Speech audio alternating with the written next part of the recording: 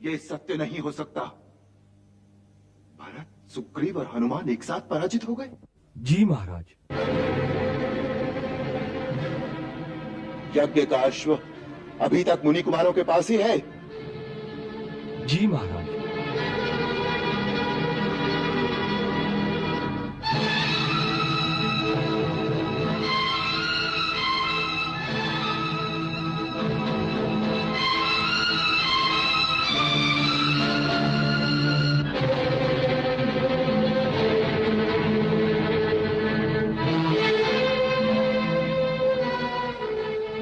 मेरा जाना आवश्यक है। वन देवी से कहना कि मैं शाम तक लौट आऊंगा। लो भैया, मैं भोजन ले आया। मैंने सोचा न जाने महाराज राम को आने में कितनी देर लग जाए, तब तक हम भोजन तो खा ले। अरे हम अकेले कैसे खाएंगे? श्री हनुमान जी भी तो भूखे होंगे। परंतु वे ये सूखी रोटी खाएंगे? पूछना तो चाहिए। चलो।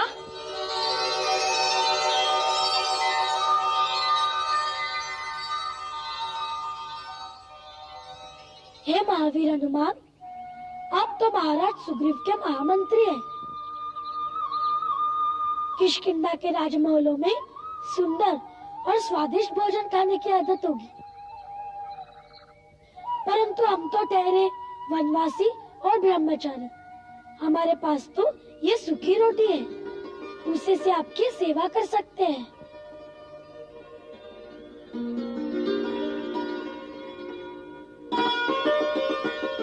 नहीं, सेवक के लिए तो स्वामी की दी हुई रूखी सूखी रोटी भी अमृत समान है। परंतु आप सेवक और हम स्वामी कैसे हो गए? देखो, जो युद्ध में हार जाए उसे तो दूसरे का सेवक ही बनना पड़ता है। नहीं भैया, हमें तो किसी भी सेवक की आवश्यकता नहीं। हमारे गुरुदेव ने रामायण में लिखा है कि आप श्री राम के अनन्य सेवक हैं, तो आप उनके ही सेवक रहिए। ओहो, तो आपके गुरुदेव ने रामायण लिखी है? हाँ, उसमें श्री राम का जीवन चरित्र लिखा है।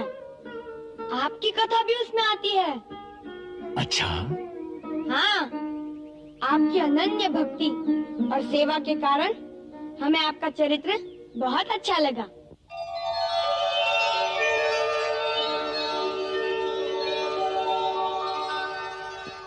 मुझे भी आप दोनों बहुत अच्छे लगते हैं। लगता है जैसे आप भी रामायण के ही कोई पात्र हो, जैसे श्री राम के ही कोई अपने हो। हनुमान जी, ये मंत्रियों वाली राजनीति युद्ध में ना चलाइए। लीजिए, भोजन कीजिए। परंतु भैया, ये खाएंगे कैसे? इन्हें तो हमें खिलाना पड़ेगा। मैं अपने हाथ से नहीं खिलाता हूँ। नहीं नहीं, आपके हाथ से अपनी सेवा कराऊं, ये नहीं हो सकता। आप अपना भोजन करिए।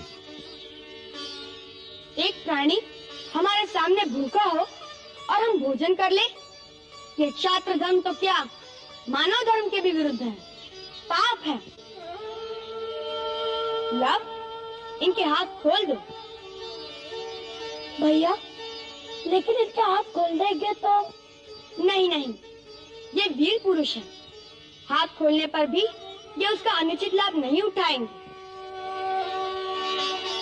देखिए हनुमान जी, हम केवल आपके भोजन के लिए हाथ खोल रहे हैं।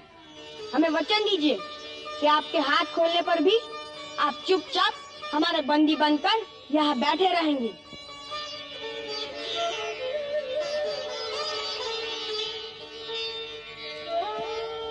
हे क्षत्रिय कुमारों, आपने तो अपने गुरु से मुझे सदा के लिए बंदी बना लिया है।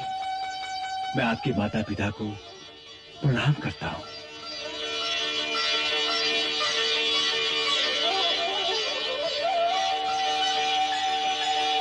लव, इनके हाथ खोल दो।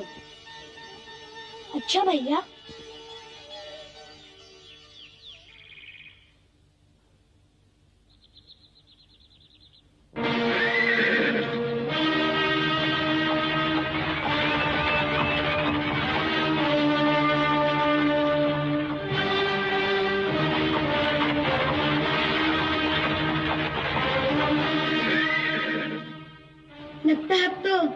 महाराज सचमुच स्वयं आ गए हैं। आने दो।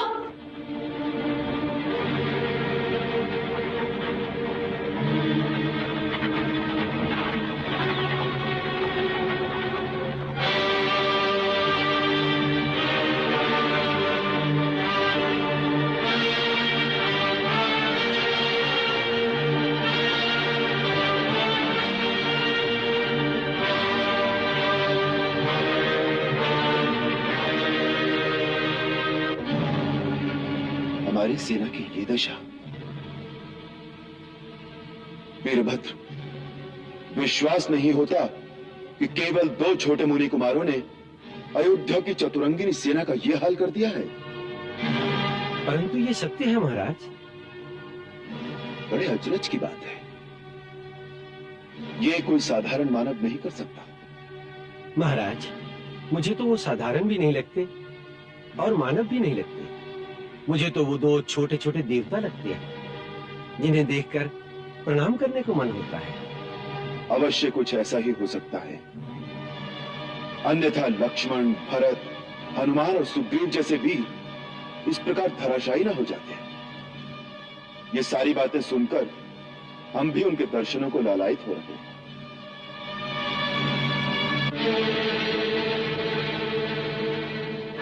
वो देखिए महाराज, उनके दर्शन हो गए। वो दोनों वीर पेड़ों के उस ओर खड़े हैं।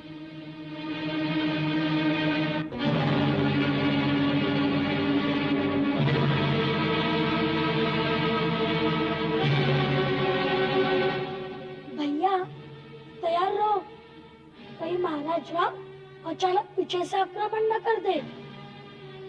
इतनी देर तक सामने क्यों नहीं आए? नहीं लव, मेरे विचार में वो ऐसा कभी नहीं कर सकते। वो वीर है और वीर पुरुष कभी छुप के वार नहीं करते। धन्य हो, एक सच्चा वीर ही दूसरे वीर का आदर कर सकता है। हनुमान, ये क्या? तुम जैसा परमवीर इस प्रकार दुबक कर बैठा है? प्रभु, इस समय मैं अपनी वीरता नहीं दिखा सकता। मैं आपकी कोई सहायता नहीं कर सकता। मैं इनका बंदी हूं।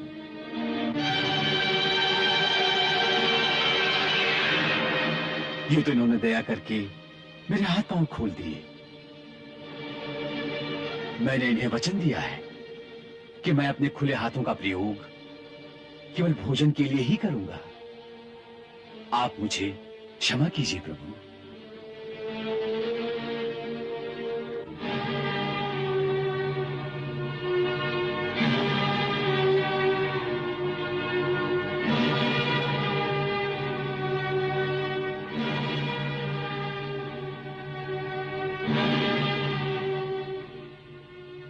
तुम दोनों को देखकर यह विश्वास नहीं होता कि ऐसे कोमल कोमल अंगों वाले 2 सुकुमार बालकों ने अयोध्या की चतुरंगिनी सेना के साथ साथ लक्ष्मण, भरत, शत्रुघ्न और सुग्रीव जैसे योद्धाओं को पछाड़ दिया है।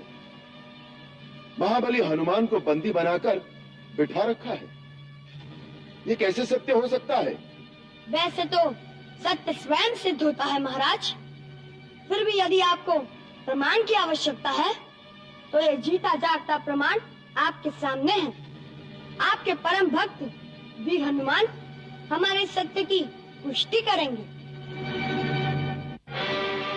हाँ प्रभु, ये परम सत्य है कि इन दोनों ने ही अपने दिव्य अस्त्रों से अयोध्या के समस्त योद्धाओं को एक ऐसी मूर्छा में डाल दिया है कि इतने दिनों में किसी को अब तक चेतना नहीं आई। मैं इन दोनों के माता पिता को बारंबार प्रणाम करता हूँ जिन्होंने ऐसे चमत्कारी पुत्रों को जन्म दिया है। सुन लिया? अब तो विश्वास हो गया ना कि आपके इस सेना का ये हाल हम ही ने किया है। अब क्या कहते हैं आप?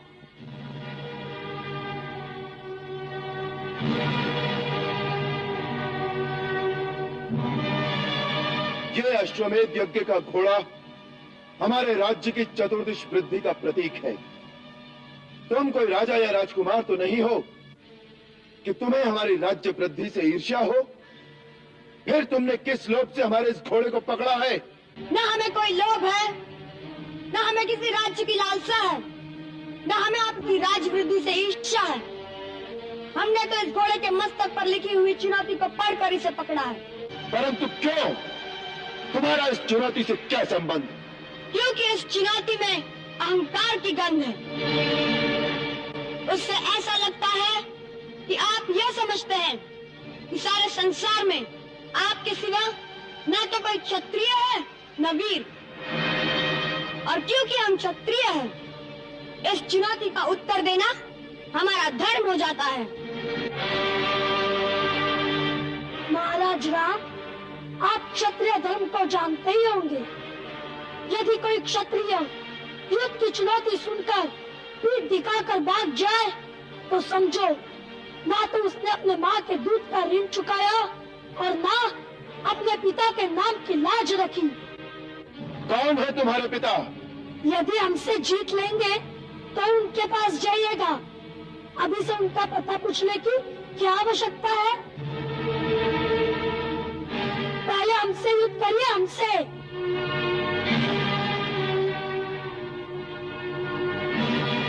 सोच क्या रहे हैं? उठाइए धनुष। तुम्हारे गुरु ने तुम्हें कोई तंत्र विद्या सिखाई है? क्यों? क्योंकि जो कार्य तुमने किया है वो अवश्य दंड देने योग्य है, परंतु तुम्हें देखकर हमारे मन में न तो दंड देने की इच्छा हो रही है और न तुमसे युद्ध करने की। मेरी अवस्था भी यही है। मैं तो यही सोच रहा हूँ कि आप किसी मोहिनी मंत्र का जाप कर रहे हैं।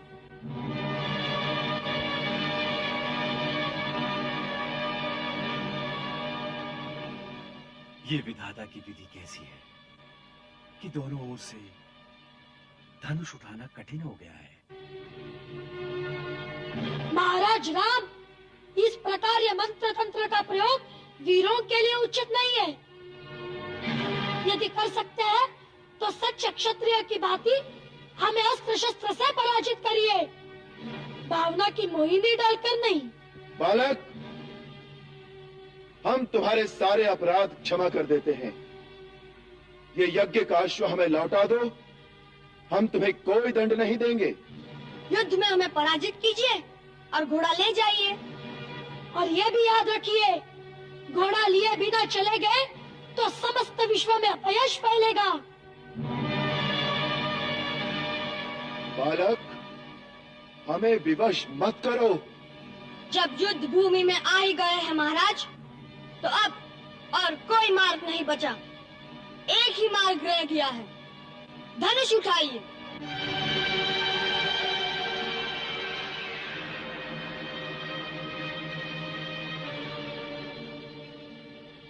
महाराज राम, क्षत्रिय केवल बातें नहीं करते, युद्ध करिए, युद्ध। उठाइए धनुष। महाराज राम, यदि आप क्षत्रिय हैं तो आपको अपनी पूर्वजों की आन है कि युद्ध भूमि में सारी मोह ममता त्याग कर एक वीर क्षत्रिय की भांति व्यवहार कीजिए और अपना धनुष उठाइए। बालक, हमें ऐसी शपथ मत दो कि हम विवश हो जाएं। हे राम, ये आप क्या कर रहे हैं?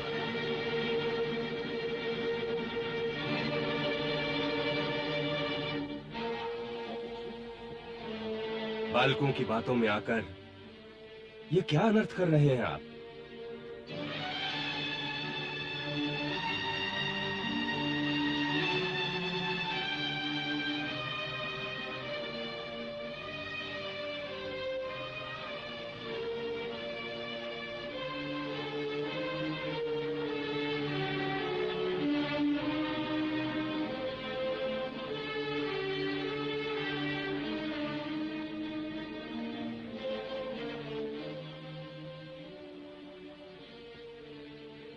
कल्याण मस्तु।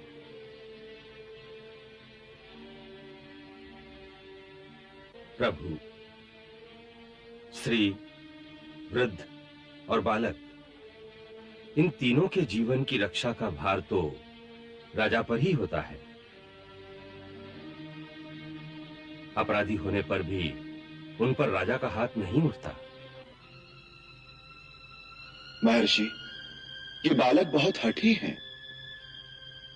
बाल हट तो सब जानते हैं महाराज, परंतु बाल हट का उत्तर राजहट तो नहीं हो सकता। कुश, लो, ये हमारे राजा हैं, हम इनके राज्य में रहते हैं।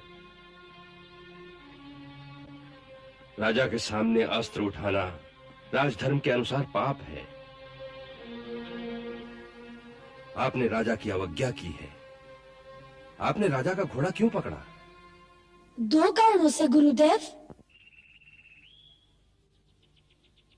पहला कारण तो यह चुनौती है जो इस घोड़े के मस्तक पर स्वर्ण अक्षरों में लिखी हुई है। सुनिए क्या लिखा है। राजराजेश्वर छत्रपति महाराज श्री रामचंद्र के अश्वमेध यज्ञ का यह अश्व दिग दिगांतर में स्वतंत्र भ्रमण के लिए छोड़ा गया है। इसके आगे नतमस्तक होने वालों को महाराज राम की शरण प्राप्त होगी और जो इसे पकड़ने का दुस्साहस करेगा उसे श्री राम की सेना से युद्ध की चुनौती स्वीकार करनी होगी। गुरुदेव, आप ही ने सिखाया था कि सच्चा क्षत्रिय वही है जो युद्ध की ललकार सुनकर भाग न जाए, इसलिए हमने यह चुनौती स्वीकार कर ली।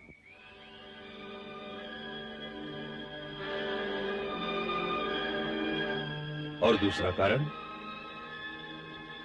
कुछ भैया को महाराज राम से कुछ प्रश्न पूछ लेते, सो मैंने सोचा वैसे तो हमारी भेंट महाराज राम से हो नहीं सकती। यदि यह घोड़ा पकड़ ले तो उसे छुड़ाने के लिए महाराज राम स्वयं आएंगे और कुछ भैया उससे प्रश्न भी पूछ लेंगे। पूछो, क्या प्रश्न पूछना चाहते हो? एक ही प्रश्न है महाराज कि हमारे गुरुदेव कहते हैं आप मर्यादा पुरुषोत्तम हैं, परंतु यह कहाँ की मर्यादा है कि उस पत्नी का जिसकी पवित्रता पर आपको स्वयं विश्वास है केवल कुछ लोगों की निंदा के कारण त्याग कर दिया जाए और उसे निस्सहाय अवस्था में वनवास के दुख भोगने पर विवश कर दिया जाए? यह कौन सा धर्म है?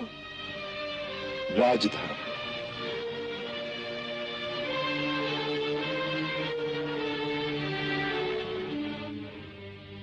एक साधारण मानव के धर्म और एक राजा के धर्म में इतना ही अंतर है। एक साधारण मानव का प्रथम धर्म है अपनी पत्नी, अपने बच्चों, अपने भाई बहनों, माता पिता और निकट सगे संबंधियों की रक्षा करना, उनको सुख पहुंचाना और यदि कठिन समय आए तो दुख में उनका साथ देना। परंतु वही मानव जब राजमुकुट पहनकर राजा बन जाए तो उसका प्रथम धर्म अपने निजी सुख या दुख और अपने निकट सगे संबंधियों के सुख दुख में उनका साथ देना नहीं रहता, वरन राजा का धर्म केवल प्रजा रंजन होता है। उसके सारे कर्म प्रजा मत के अधीन होते हैं, फिर चाहे निजी तौर पर उसे सुख हो या दुख।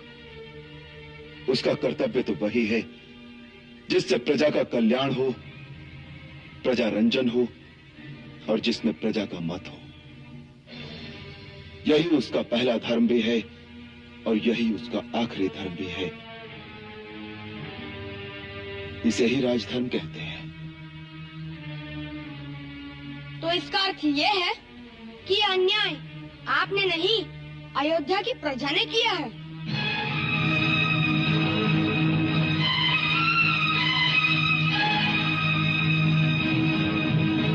जो अयोध्या की प्रजा ने किया है उसका उत्तर अयोध्या की प्रजा से मांगना चाहिए। लवकुश, इस समय तुम दोनों ने इनका घोड़ा पकड़कर और इनके सामने अस्त्र उठाकर जो अवज्ञा की है, उसके लिए तुम्हें इनसे क्षमा मांगनी चाहिए। महाराज राम के विरुद्ध तुम्हारा अस्त्र उठाना ऐसे ही धर्म विरुद्ध है जैसे तुमने अपने पिता के ही सामने अस्त्र उठाए हो, क्योंकि राजा प्रजा के लिए पिता समान ही होता है। शास्त्र कहता है कि पिता ही सर्वभूतानां राजा भवति धर्मतः। इसलिए तुम्हें इनको पिता समान आदर देकर क्षमा मांगकर यज्ञ का घोड़ा लौटा देना चाहिए। जो आज्ञा गुरुदेव।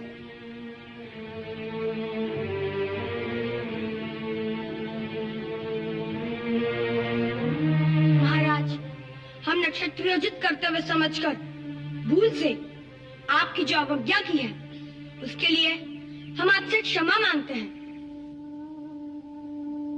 यदि आप हमें कोई दंड देना चाहे तो वह भी हमें स्वीकार है।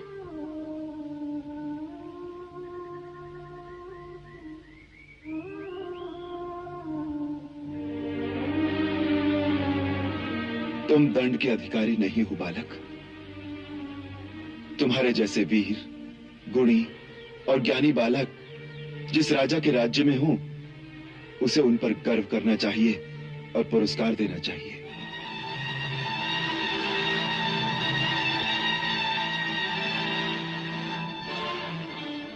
जब तुम्हारी शिक्षा पूर्ण हो जाए और यदि तुम्हारे गुरु और तुम्हारे माता पिता तुम्हें आज्ञा दें, तो तुम दोनों के लिए मेरे द्वार सदैव खुले रहेंगे। उचित समय आने पर ये दोनों आपकी इस उदारता का लाभ अवश्य उठाएंगे। कुश, वत्स, अयोध्या की सेना पर इस पहली विजय से तुमने मेरी विद्या सफल कर ली। अब चैतन्य अस्त्र द्वारा इन सब की मूर्छा भंग कर दो, जिससे महाराज समस्त बंधु बांधुओं सहित जाकर अपना यज्ञ संपूर्ण कर सके। जो आज्ञा गुरुदेव। चलिए महाराज।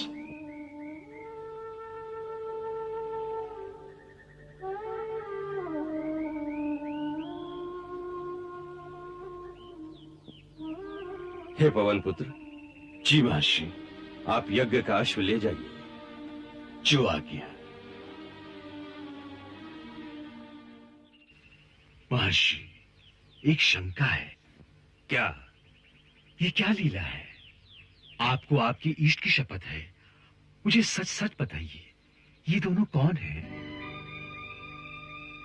क्या जो मेरी अंतरात्मा कह रही है वो सत्य है? भक्त शिरोमणि, आप अपनी ही शक्ति के द्वारा प्रत्यक्ष देख भी चुके हैं, फिर भी मुझसे क्यों पूछ रहे हैं?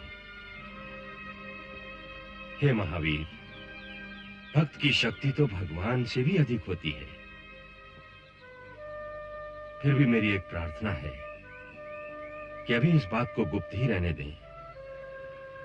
उचित समय आने पर मैं स्वयं ही प्रकट कर दूंगा।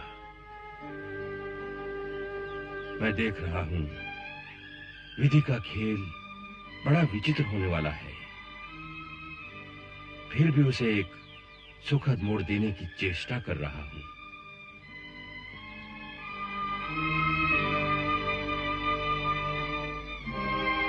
आपके भक्त सफल मनोरथ हूं।